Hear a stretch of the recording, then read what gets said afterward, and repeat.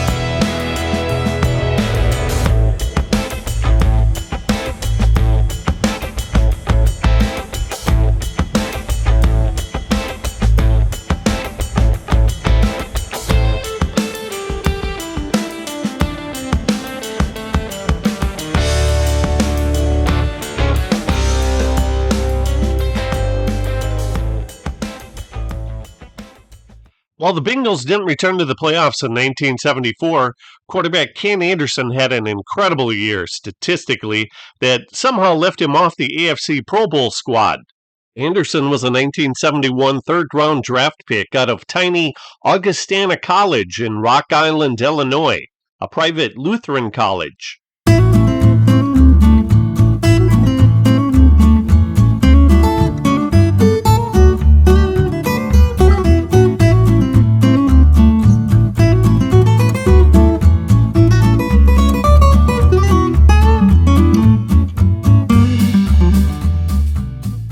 This is Hall of Fame guard Larry Little's Pro Bowl helmet that was worn after the 1974 season. The AFC Pro Bowl starting quarterback was Ken Stabler, who is the NFL MVP. He tossed 26 touchdown passes to lead the league and obviously was deserving of being named to the Pro Bowl.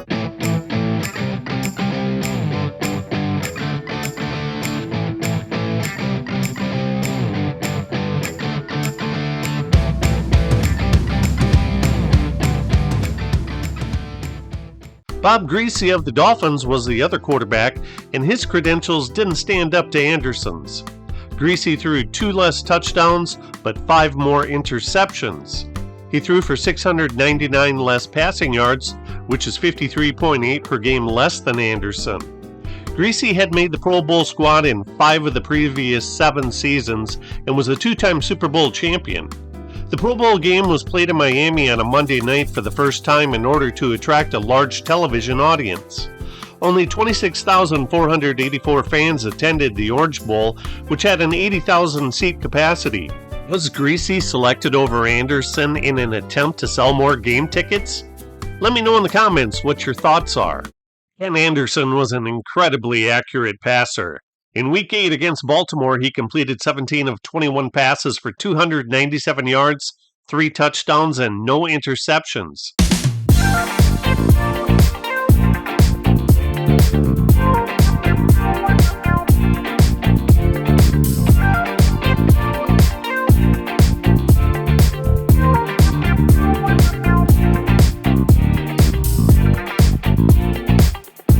The next week against the Steelers, he completed 20 of 22 passes, which set an NFL single-game completion percentage record of 91%. He completed all 8 of his last passes against the Colts and completed his first 8 passes against the Steelers to set another NFL record for the most consecutive pass completions with 16. Joe Namath and Len Dawson previously held the record with 15.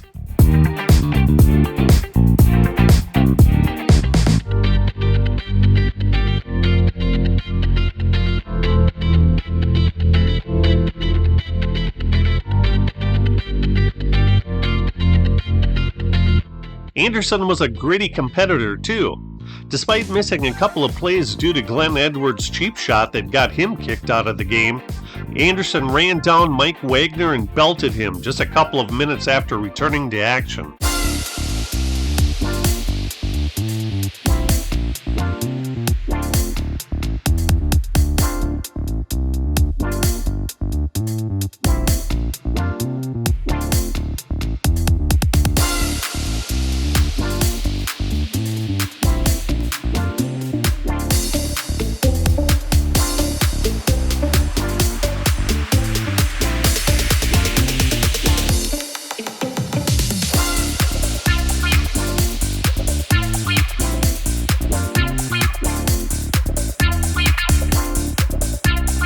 This was a game-saving tackle by Anderson because the Steelers failed to score and lost the game 17-10. Anderson added terrific value to the Bengals with his running ability. In 1974, he rushed 43 times for 314 yards, 2 touchdowns, and a fantastic 7.3 yards per carry.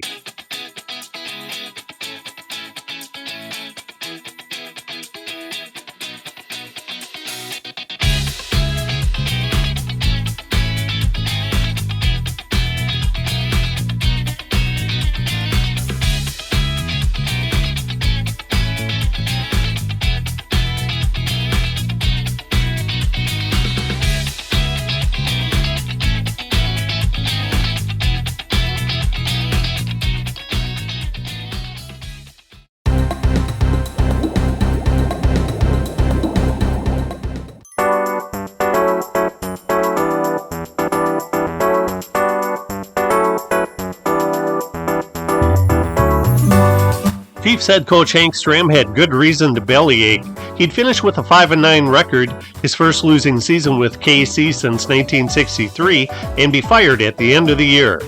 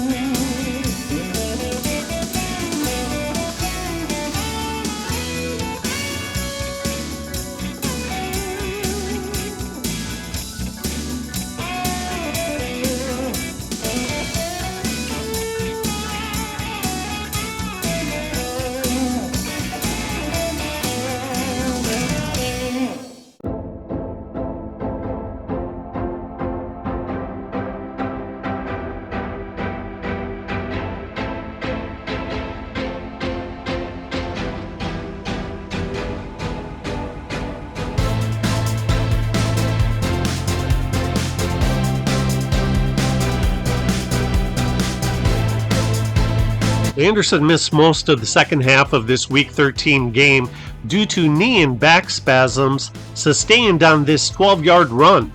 He didn't play at all in Week 14, so he didn't play in almost 1.5 games, yet still led the NFL in pass completions and passing yards. He had the 7th most passing attempts, but the most passing yards in the league. He was the model of consistency, as his worst weekly completion percentage was 52.9%. The AFC's yearly completion percentage average was 52.8%, so he never played below average.